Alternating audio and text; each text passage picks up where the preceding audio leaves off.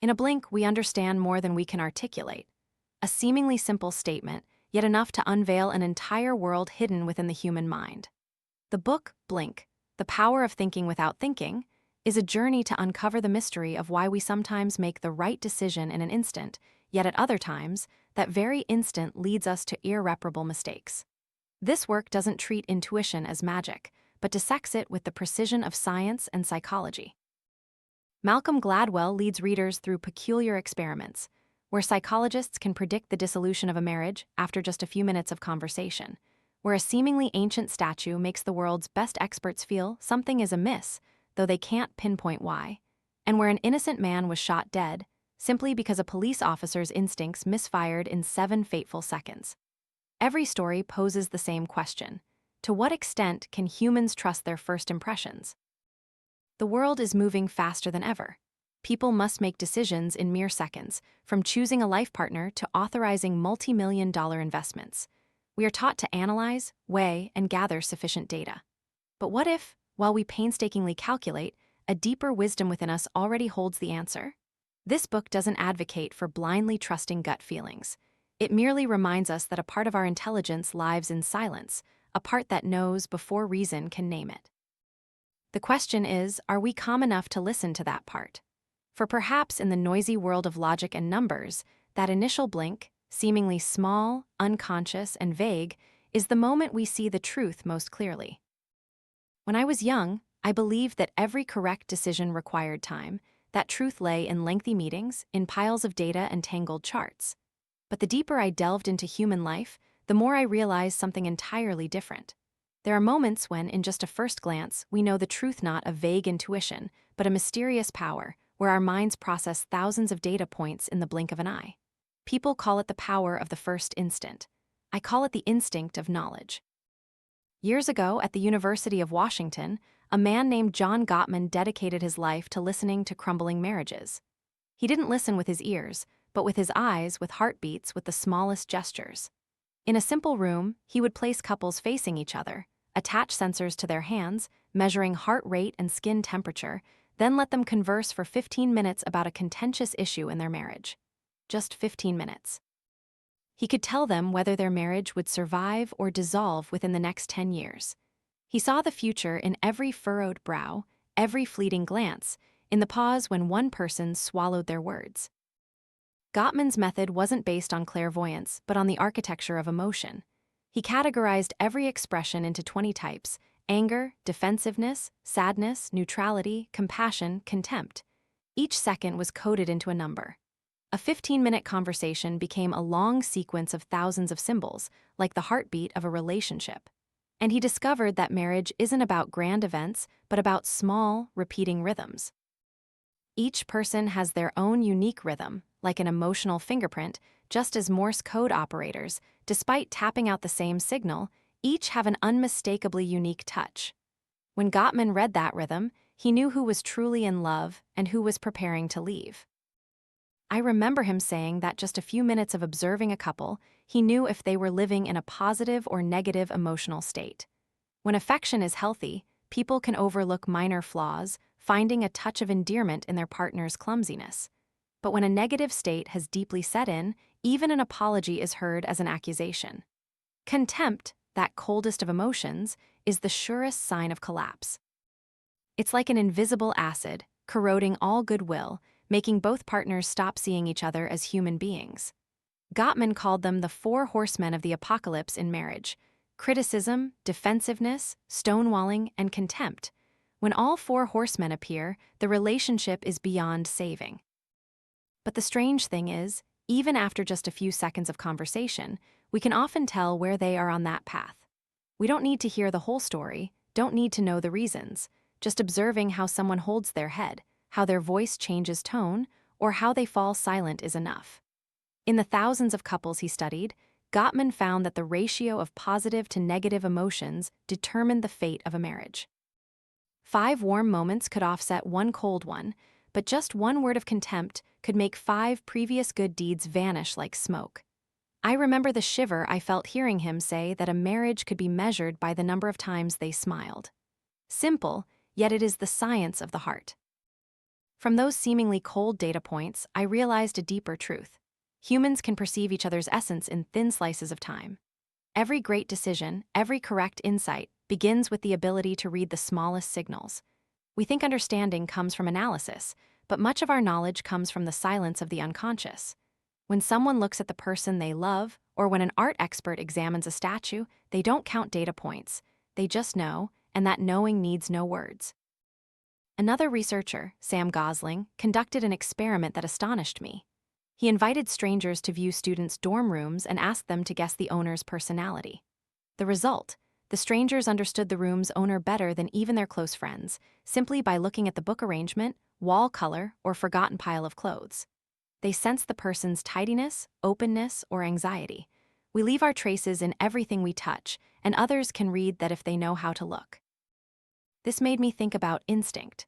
Perhaps instinct isn't blind emotion, but wisdom distilled from thousands of experiences. When we feel something is wrong, it's actually because our brain has compared hundreds of past patterns and detected a subtle discrepancy. The body reacts before reason can name it. Just like Gottman, when he saw a wife subtly roll her eyes, he didn't need to analyze, because he had seen that action repeated in thousands of prior stories. His memory wasn't in his head, but in his intuition. We assume understanding comes from thinking, but often, understanding comes from listening to what isn't said. That's why some people walk into a room and immediately feel uneasy, while others remain oblivious. Some look at a face and know the person is hiding something. This feeling isn't magic. It's the result of an ancient system in the brain, one that helped humanity survive millions of years before we learned to read. I once sat for hours with Gottman, listening to him recount stories of couples he'd met. Some entered his room like two friends, gentle and polite. But when he replayed the slow-motion footage, just a few seconds of looking at each other revealed tiny cracks in their eyes. "They'll break up in 7 years," he'd say. And they did. I asked him if he was afraid of being wrong. He smiled, saying that the fear wasn't in making mistakes, but in people not trusting their own ability to understand each other. "They see everything," he said. "They just don't dare to believe their first impression." The more I listened, the more I understood that time doesn't create wisdom, subtle perception does. We can live with someone for decades and still not understand them, or in just a few minutes see everything. In a world saturated with data, sometimes the most reliable thing is a fleeting feeling, where the unconscious speaks a language only the heart understands. Gottman called this process thin slicing, reality, cutting it into fragments to see its hidden essence. For him, a mere 3-minute slice was enough to glimpse the soul of a marriage. For me, those 3 minutes are like a flash of lightning illuminating everything we conceal in that first instant. We don't just see others, we see ourselves reflections of love and hate, trust and fear. Science can measure emotion, but only humans can feel the truth. That statement stayed with me for years after I began to delve deeper into the world of rapid decisions, intuition, and instinct. And I realized that behind the numbers, behind the heart rate charts, was something incredibly simple. We know more than we think, but rarely have the courage to trust what we know. I still remember how I felt after leaving Gottman's lab. In my mind, the numbers and charts he drew seemed to transform into something else, a language without words, where every glance, every breath, every laugh carried meaning. I began to wonder, if just a few minutes could reveal the happiness of a marriage, could humans understand their own essence in the first few seconds? That question led me on a new journey, where I discovered that every quick decision is the crystallization of an invisible memory buried deep in the mind. Humans have two systems of thought, one slow and deliberate, and one so fast we don't even realize it's working. When we step into the street and suddenly dodge an oncoming car, we don't have time to deliberate. A deeper part of our brain does it for us. Psychologists call it the adaptive unconscious.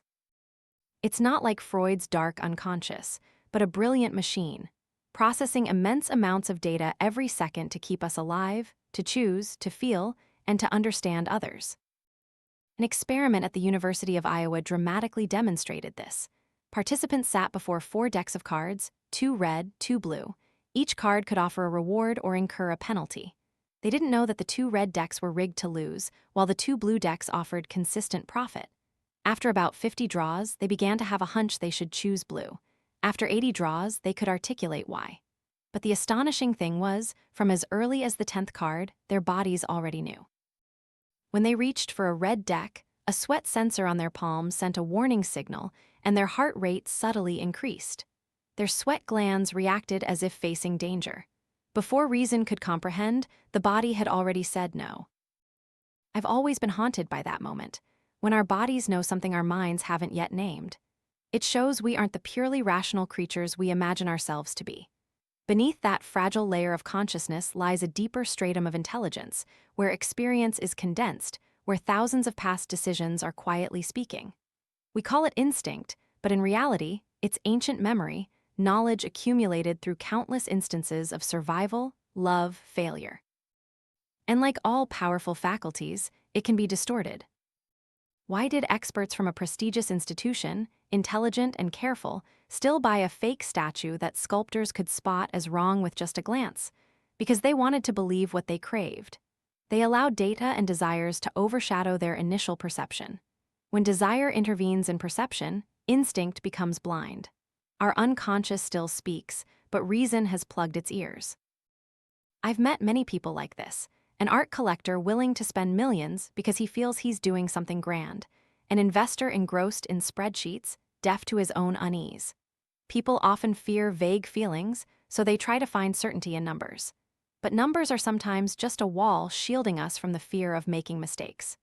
True wisdom lies in the ability to recognize when to trust a first impression and when to doubt it. When I spoke to a group of students about this, they asked, if instinct can be right or wrong, how do we know when to listen to it? The answer isn't in blindness, but in experience. A seasoned surgeon doesn't need to see all the test results to know a patient is in critical condition. He's seen hundreds of faces like that. A veteran soldier doesn't need to wait for orders to know when to hit the ground. His body has learned to react to the sound of bullets. Intuition isn't magic.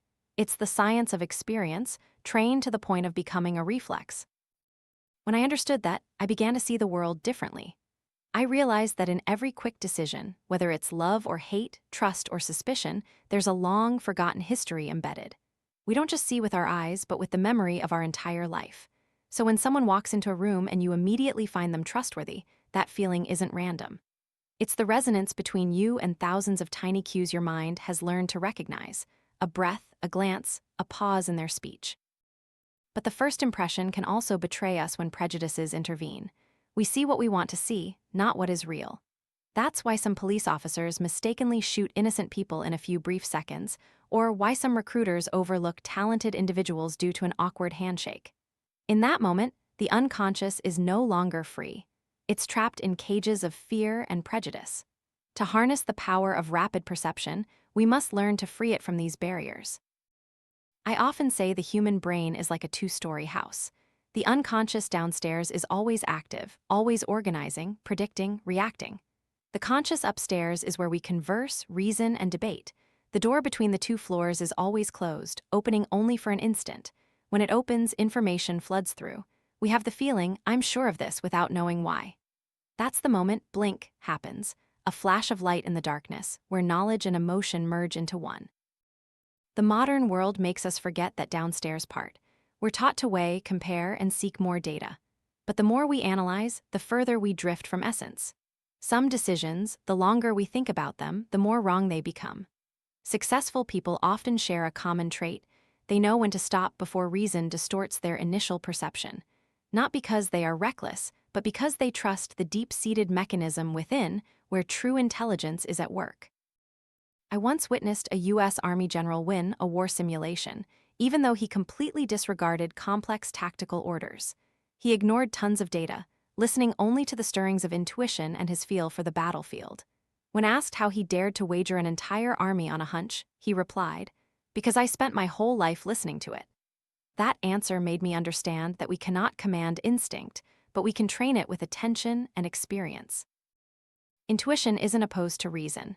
It's a different form of reason, faster, purer, less obscured by fear and ambition. When we learn to live in harmony with it, the world becomes clearer. Every encounter, every glance, holds signals we previously missed. Humans can learn to recognize truth in a few seconds if they dare to believe they already possess the key to the locked door in their minds. The power of the first instant lies not in speed, but in the depth of perception. And only when we learn to listen to the quietest part of ourselves can we truly see the world as it is. During a talk in New York, a young student asked me, if in the first instant our mind has already decided, then where is the place for thought?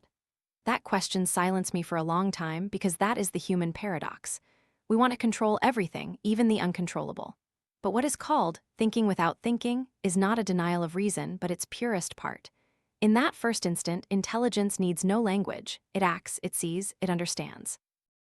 Imagine standing before a stranger. In just a few seconds, you know whether you like them or not because of what they say, but because of their voice, their posture, the way they pause for a beat before smiling. The brain has absorbed thousands of signals and reached a conclusion, just like a mathematician reducing a long equation to a single result. That's why we often perceive truth before we can explain it. This perception isn't superstition, but the natural reaction of the most complex system on the planet, the human brain. In the years I traveled, researching this ability, I met many people with extraordinary intuition. A cardiologist told me he often knew a patient was about to go into cardiac arrest just by looking into their eyes. He couldn't explain it, but that feeling had never been wrong. I asked him if he feared making a mistake. He replied, "Of course, but I fear more not trusting myself." That statement made me understand that intuition only becomes reliable when we are brave enough to listen to it without reason interrupting. The unconscious, in fact, is like an underground current, silently flowing beneath the soil of consciousness, nourishing all our decisions and reactions. When interrupted, it overflows into unexpected behaviors, baseless anger, love at first sight, or a premonition that something is about to happen. But when we learn to observe it, we can acquire a new form of wisdom, what science calls silent cognition. In that state, all tangled data vanishes, leaving only a lucid, brief feeling, clear as a flash of lightning.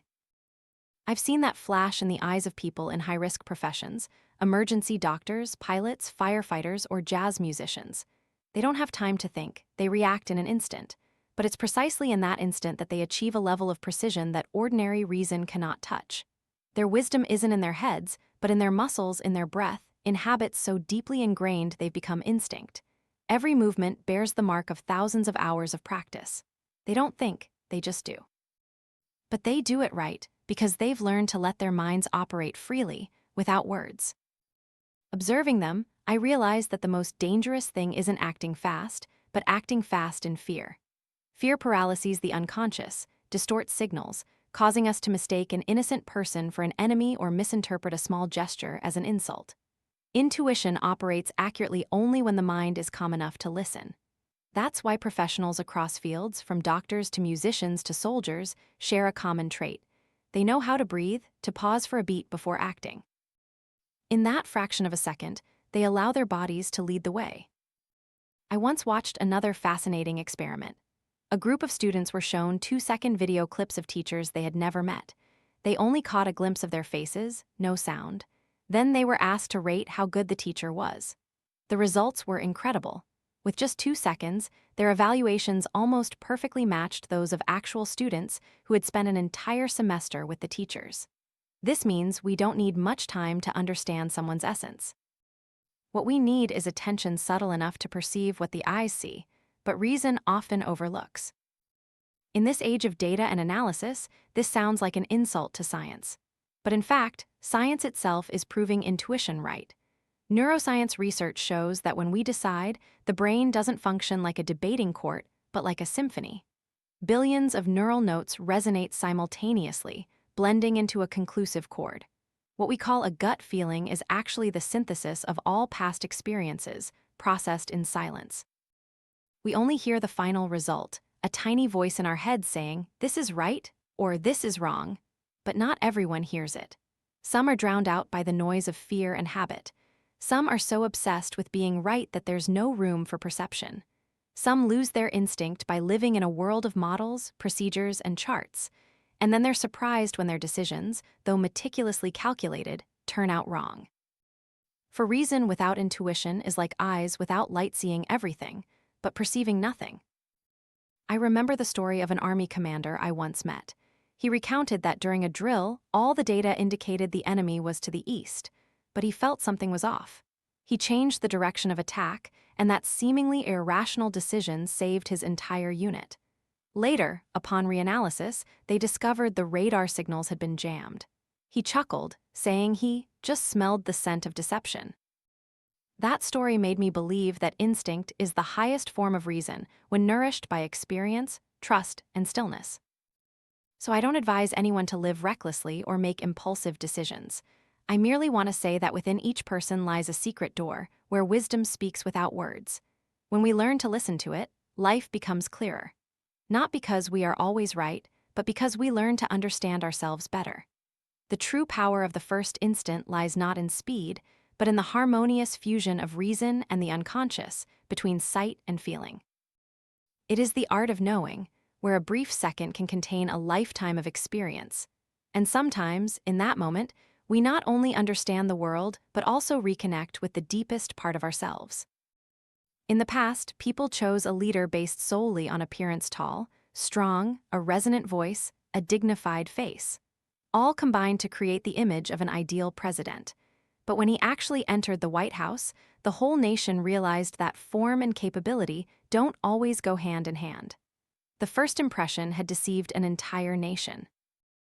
This is precisely the mistake I later called, simply, the Warren Harding error, the delusion that occurs when we let initial impressions override reason, trusting appearance instead of essence.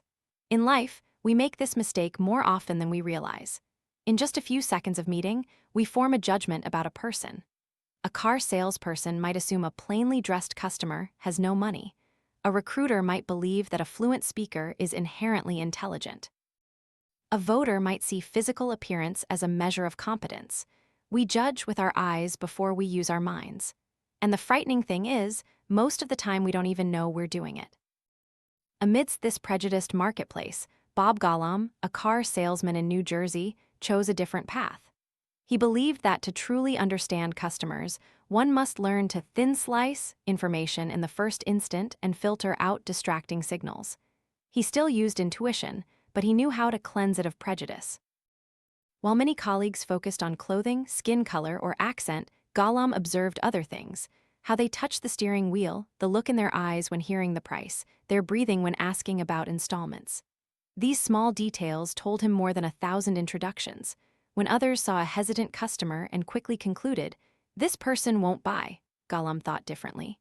He realized that hesitation wasn't due to a lack of money, but a lack of trust. And it was trust he needed to sell before he could sell the car.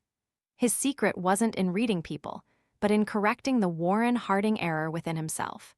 He understood that if he merely trusted his first impression, he would only see reflections of the prejudices society had ingrained in him. But if he listened to his true feelings, he could see what lay beyond the superficial. To prove this, a team of researchers led by Ian Ayres, a law professor at Chicago, conducted an elaborate experiment. They selected 38 individuals, men and women, black and white, dressed identically, speaking politely, all sharing the same fabricated story about their profession and income. They were sent to hundreds of car dealerships across the city. The task was simple: choose a car, ask for the price, and negotiate, all within about 40 minutes. The goal was to see if race and gender affected the quoted price when all other factors were equal. The results were stunning. White men were quoted prices just $725 above cost. White women, $935. Black women, $1,195. And black men, an astonishing $1,687. Even after bargaining, black men still paid $800 more than white men, simply because they weren't white men. None of those salespeople believed themselves to be racist. They just felt there was a difference. That very feeling, which seemed like instinct, was in truth merely the shadow of unconscious bias. This doesn't just happen in car showrooms, it happens everywhere, in hospitals, in courtrooms, in classrooms, or between two people meeting for the first time. People believe they are acting fairly, but their unconscious has pre-programmed automatic responses. And that's why these mistakes become the hardest to correct, because we cannot fix what we don't recognize. Yet, as Gollum demonstrated, there is still a way to fight it. The first step is acknowledging that we are capable of being wrong. The next step is learning to look a little longer before concluding. He didn't deny the power of initial impressions, but he chose to verify them with further observation. Intuition is only trustworthy when accompanied by discipline. It's like a wild horse. If you rein it in, it will take you far. If you let it run wild, it will throw you into a ravine. And most importantly, we must understand that prejudice doesn't stem from malice, but from habit. Society creates trustworthy faces, suspicious voices, and we absorb them unknowingly. When we meet someone well-dressed, we unconsciously soften. When we meet someone different, we retract. This process occurs faster than thought. In the first instant, we believe we are free, but in reality, we are merely repeating a program already installed in our minds. When I recounted this story to people in business, many shook their heads, saying, "We don't discriminate against anyone, it's just a reflex." But it is precisely this reflex that is frightening, because it makes people believe they are being fair, like a curved mirror that reflects a distorted reality yet convinces us it's straight. And if we don't examine it, we will never see the truth. From Harding's mistake, from Ayer's research, from Golom's method, I learned a simple yet profound lesson. We need to learn to doubt our first impression. Not because it's always wrong, but because it's too easily right in the most wrong way. Appearance can be a guiding light or a misleading flame that leads us into the fog. To see more clearly, we don't need to look longer, but to look deeper beyond the face, past the tone of voice, to where the real person begins, where emotions and experiences intersect, where thin slices of truth await recognition. People often say it only takes a few seconds to form a first impression. And sometimes, those very few seconds determine the entire fate of an encounter. But how many times in life have we seen someone and immediately believed them trustworthy, only to later realize we were wrong? First impressions are a double-edged sword. They help us survive, but they can also blind us. I've met salespeople who believed they only needed a feeling to know who would buy. They prided themselves on their keenness. But in truth, that so-called keenness was often just a copy of societal prejudices. They were completely unaware that in their minds, unconscious images white people are more trustworthy, men are stronger, women are more reserved, were silently controlling how they saw the world. Our unconscious is a colossal machine, constantly operating in the shadows. It processes information faster than consciousness, but that doesn't mean it's always right. The most dangerous aspect of prejudice isn't malice, but its inherent naturalness. No one claims to be discriminatory, but almost everyone has deeply ingrained stereotypes. In another experiment, researchers asked participants to quickly press a button when they saw images of weapons or harmless objects, after briefly seeing faces of white or black individuals.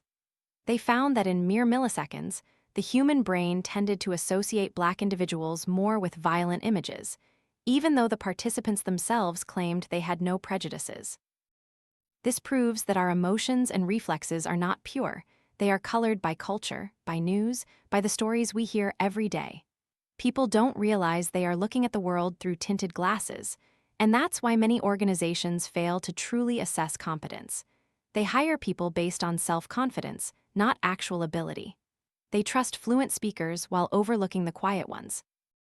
They believe that a strong appearance symbolizes leadership, just as Americans once believed Warren Harding would be a great president simply because he looked presidential. But he left a lackluster legacy, proof that first impressions aren't always the truth.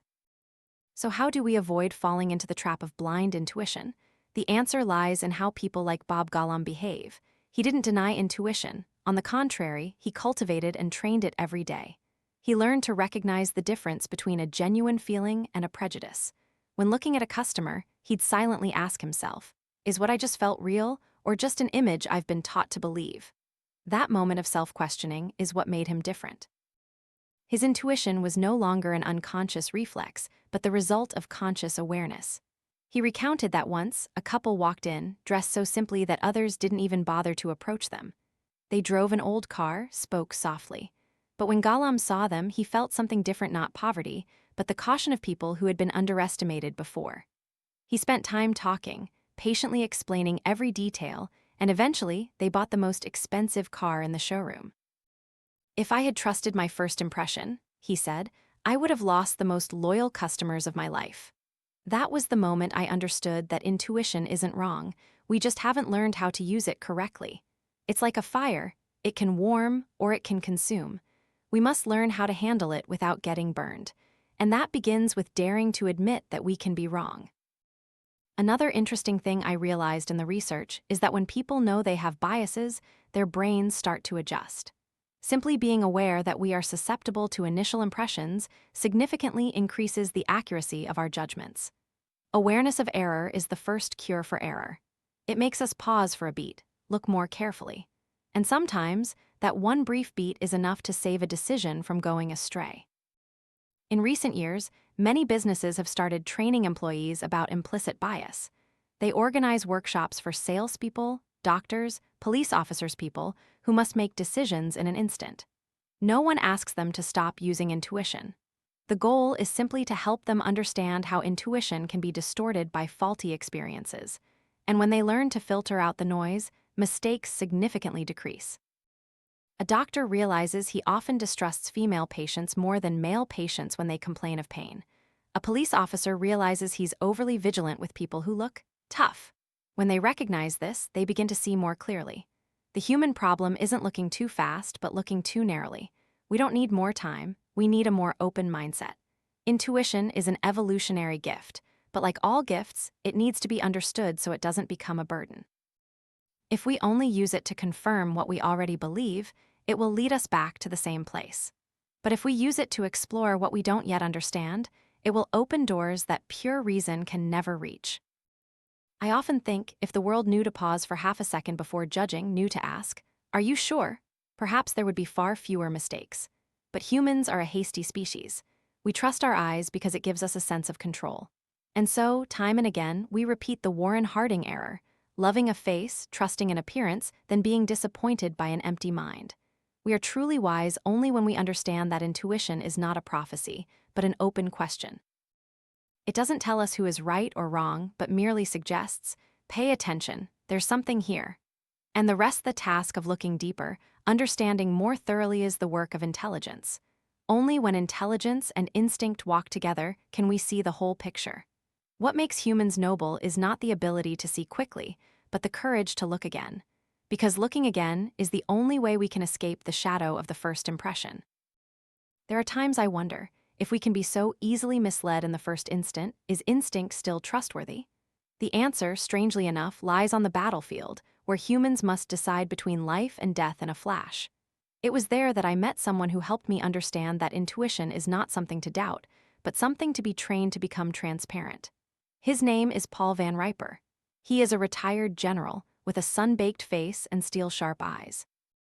People called him the Pentagon's rule breaker because he once made the world's most modern military system bow its head. In a war simulation called Millennium Challenge, the military was divided into two sides. The blue team, representing the United States with computers, radar, and thousands of daily reports. And the red team, the opposing force commanded by Van Riper, with only minimal information, old weapons, and a few small warships. Van Riper's team won overwhelmingly, in just a few days. I asked him how such a rudimentary army could defeat a colossal data analysis machine. He chuckled and said, "Because they thought too much." He explained that when every decision has to go through layers of command, through endless spreadsheets, people lose the ability to perceive the true situation. They become drowned in data. Knowing too much makes them see nothing at all. He recounted that when a young soldier hears gunfire on the battlefield, their instinct is to immediately ask their superior what to do, but the more seasoned they become, the more they understand that sometimes silence is the right action. Van Riper learned this in Vietnam. If you issue an order as soon as you hear gunfire, it means you don't understand anything, he used to say. I would count 5 minutes. If they didn't call for help in those 5 minutes, I wouldn't do anything. Because if I intervened too early, I would rob them of the opportunity to handle it themselves. He applied this philosophy to the exercise. He gave command without controlling, meaning each soldier understood the larger objective, but was free to act within that framework. They didn't need to await orders, hold meetings, or report every detail. Everything relied on experience, mutual understanding, and trust. Meanwhile, the blue team held continuous meetings, analyzed data from dozens of satellites, debated every possibility, and the result was they were one beat too slow, and in war, one beat is enough for defeat. I'll never forget how Van Riper described it. The more you try to control, the more you lose control. He didn't believe in rigid decision-making systems. He believed in collective intelligence formed from countless small, instantaneous, accurate judgments. Each soldier, if sufficiently trained, could act as an independent unit while still being connected to the whole. That is the power of educated instinct. I realized what he said was true not only for war, but for everyday life. Large organizations, whether military or corporate, are susceptible to the blue team's ailment. They believe that the more information they have, the easier it is to make the right decision. But in reality, too much data kills the ability to see the real picture. People call it paralysis by analysis. When we try to calculate every risk, we lose the immediate feel for the rhythm of the situation, what Van Riper called the flow of the battlefield. He once said, "War is not arithmetic, it's chaotic poetry, and poetry cannot be solved with formulas." I think of that every time I see someone sitting in front of a screen, drawing charts, believing they are grasping the world. They don't know that the world has already changed direction while they were still calculating. Human intuition, when nurtured by real experience, is faster than any data sheet. Van Riper was not impulsive. He read so many books that his office looked like a small library. But it was precisely because he understood history that he believed even more strongly that in moments of urgency, knowledge is merely the foundation. Action belongs to feeling.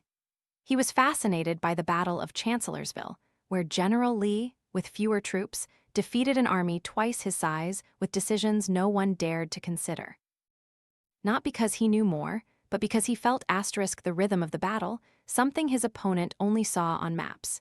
In every field, from the battlefield to the hospital, that lesson holds true. Knowledge isn't enough to act correctly, only understanding makes a difference. Understanding here isn't memorizing facts, but the ability to recognize the hidden structure beneath the chaos.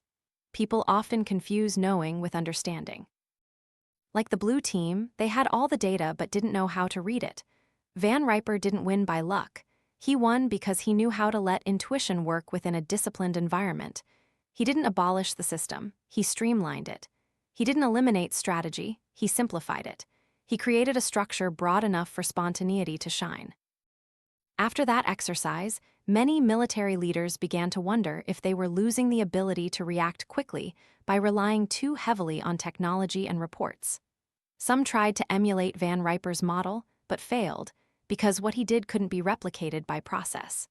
It had to be learned by feeling, which only comes when one dares to trust the deepest part of their own experience. I remember in one final conversation, he said, "We are swimming in knowledge but dying of thirst for understanding." That statement encapsulates everything. The world today doesn't lack information, but it lacks the quietness necessary to hear the inner voice. Intuition isn't magic, it's the voice of refined memory. It cannot speak if we keep filling our minds with data, doubt, and fear. Perhaps that's why Van Riper's victory transcends military scope.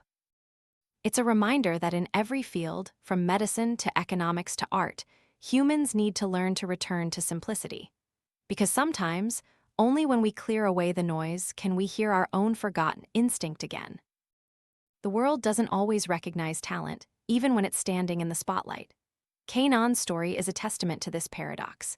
He is an Ethiopian-born singer-songwriter who grew up in America, creating music unlike anyone else's half-pop, half-rock, with a touch of electronica, the coolness of Europe, and the warmth of Africa.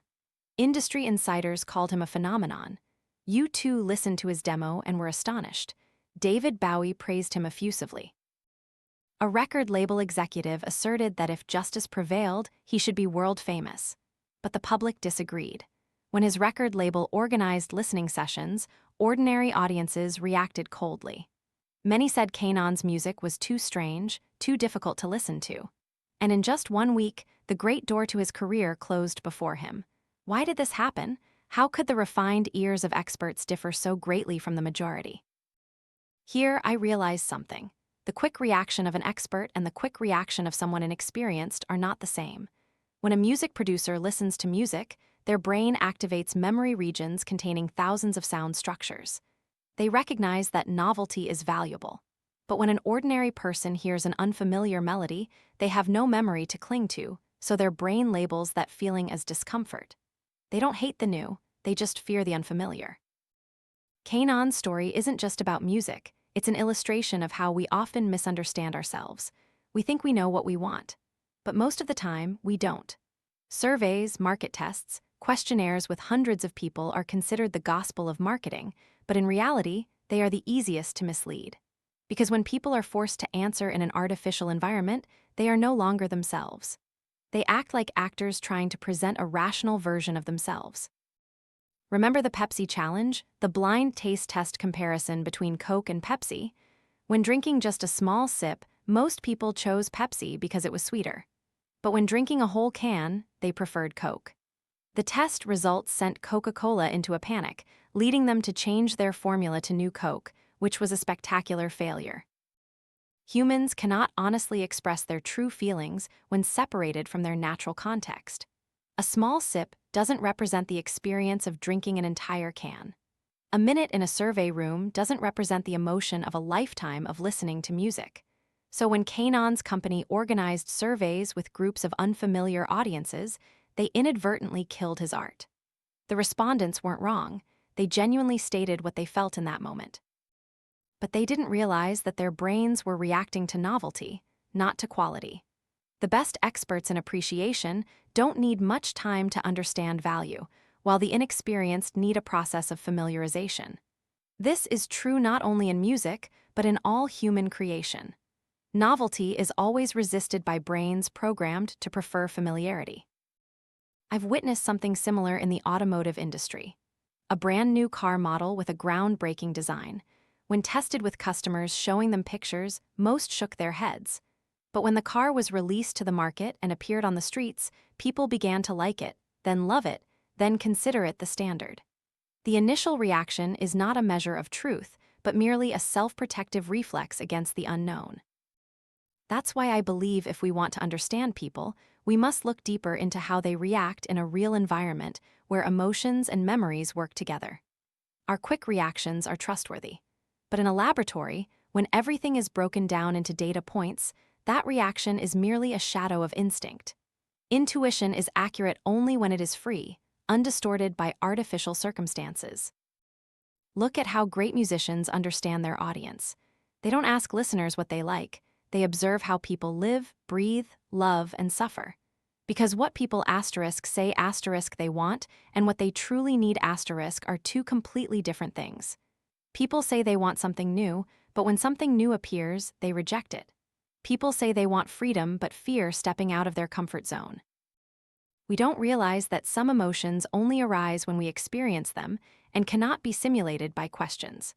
Just as you cannot describe the smell of the sea to someone who has never smelled salt water, music, taste, love, or fear all require time and context to become real. If Kanan's record label had trusted the feelings of the experts more than the survey results, perhaps the world of music would have gained a unique voice. But they didn't. They trusted numbers, customer opinions gathered in a few hours, and missed the opportunity to touch timeless art. That is the paradox of the data age. We have too many ways to measure, but we forget how to feel. We ask the audience what they want, but they don't even know. And in the effort to please the crowd, we kill the creations that could change the world. I often wonder if people can't always know what they like, how can they know what's good for them? Perhaps the answer lies in the very instinct we're discussing. Instinct isn't an opinion, it's condensed experience. It doesn't say, I think, but I know. And to hear that voice, we must put people in their true circumstances, let them live, not make them perform. There are values that are only understood when people are willing to let go of their fear of the new. Intuition never betrays us. We just put it in the wrong environment. When we learn to listen to it in a natural context, where the mind is not forced to choose, that's when we truly understand what we want. I always think of Kanan whenever I see a product fail because it was overtested.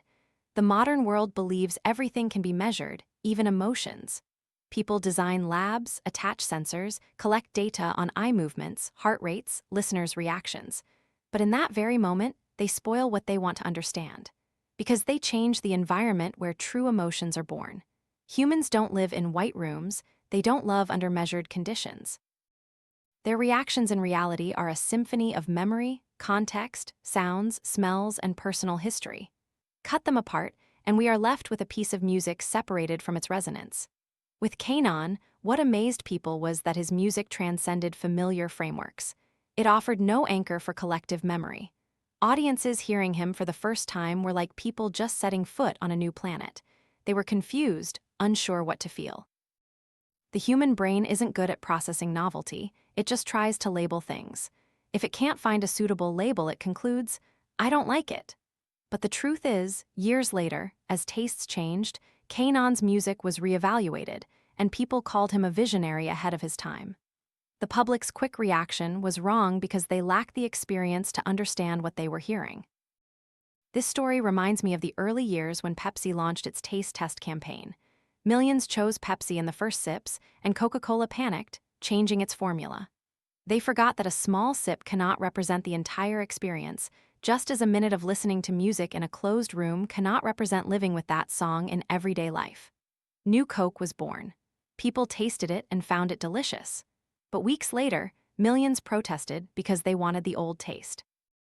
Not because the old Coke tasted better, but because Coke had become a part of their memories. People don't just taste with their tongues, they taste with their memories.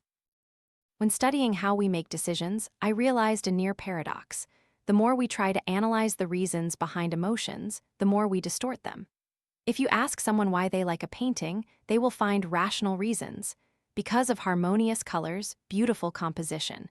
But if you let them choose without having to explain, the result is different and often more accurate to their true feelings. Language isn't subtle enough to describe feelings. When forced to use words, we transform emotion into logic, and in that process, instinct becomes skewed.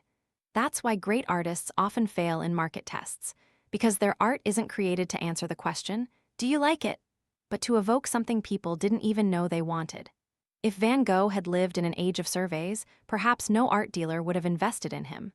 Because audiences would say his colors were too strange, his brushstrokes too wild. But innovation always begins with something uncomfortable. Only after we become accustomed to the unfamiliar do we realize its beauty. That leads me to a conclusion. Don't trust every immediate reaction. Consider the environment that produced that reaction. In real life, our intuition can be accurate because it operates in a natural context. We see, we feel, we hear in the actual flow of the world.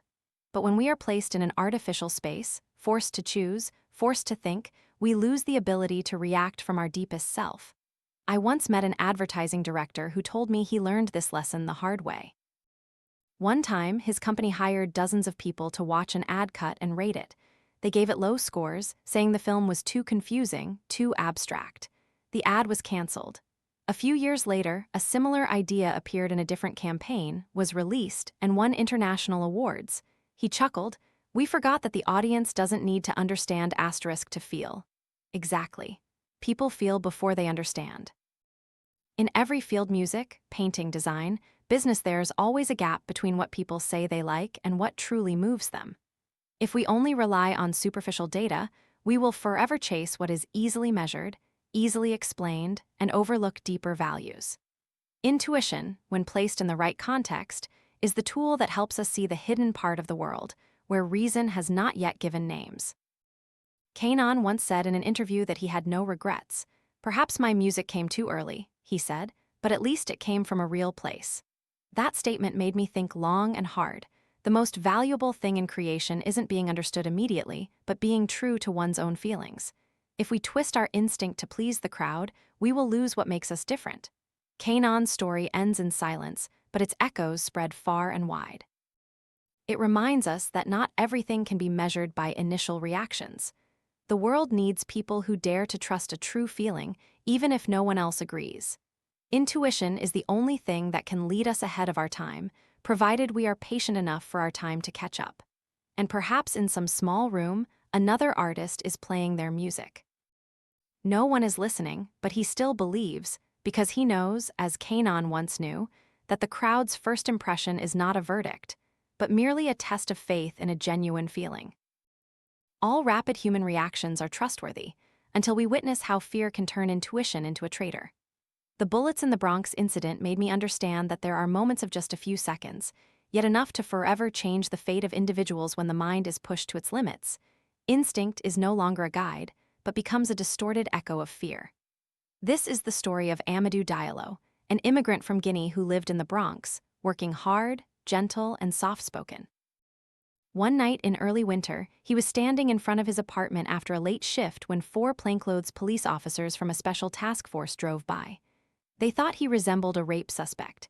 They turned their car around, got out, shone flashlights, and yelled, "Freeze!" Diallo, confused, reached for his wallet, perhaps to prove his innocence. But in just 7 seconds, they fired 41 shots. 1 man dead, 4 in panic, and the whole country began to wonder, what happened in their heads? Those 7 seconds demonstrate how the human brain collapses when submerged in stress. Under normal conditions, we have an extraordinary ability to read others' emotions.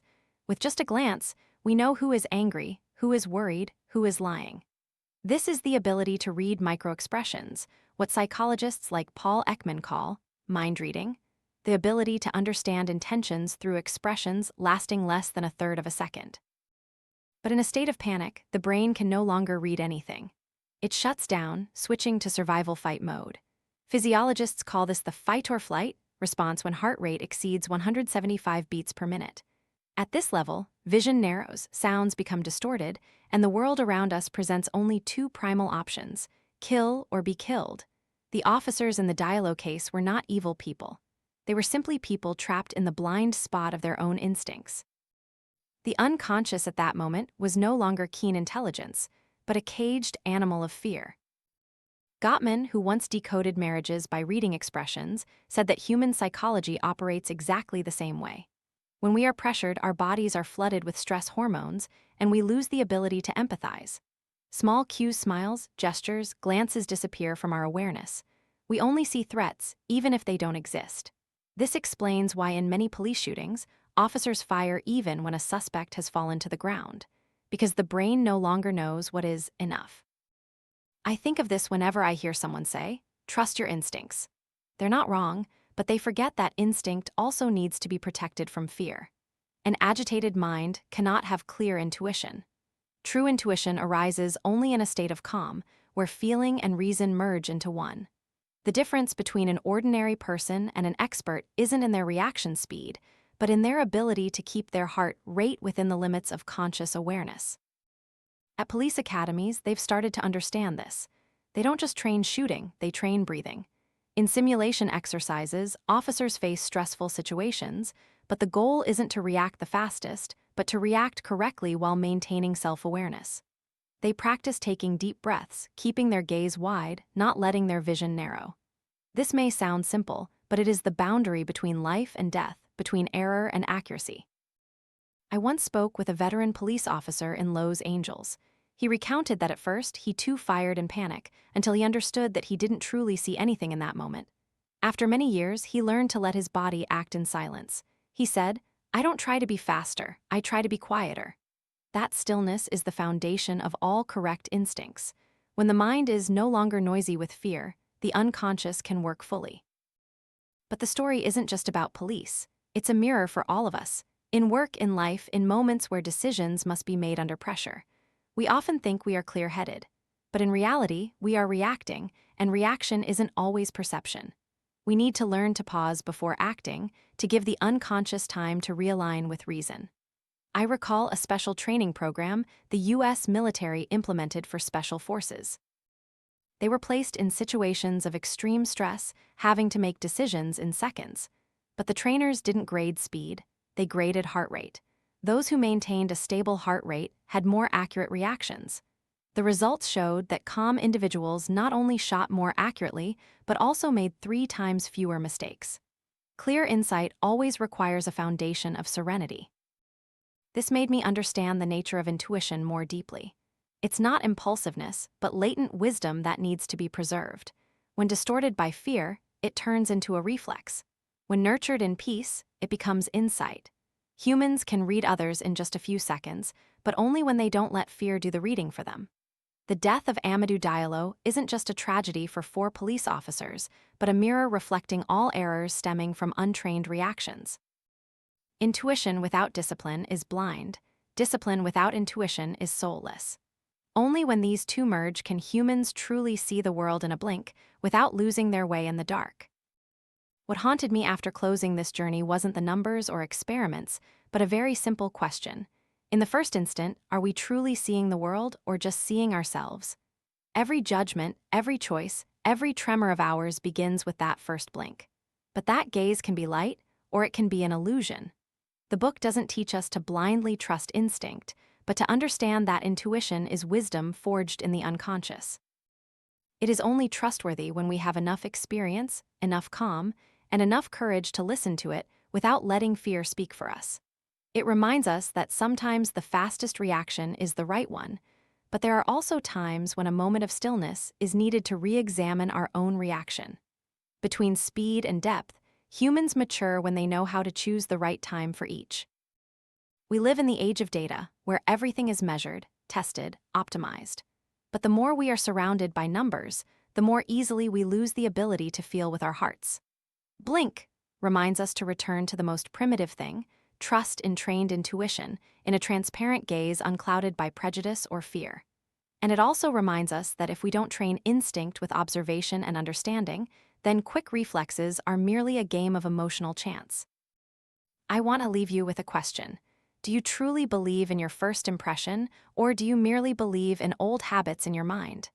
When you meet someone, when you face an opportunity, when you feel something is right, do you pause long enough to hear where that voice comes from?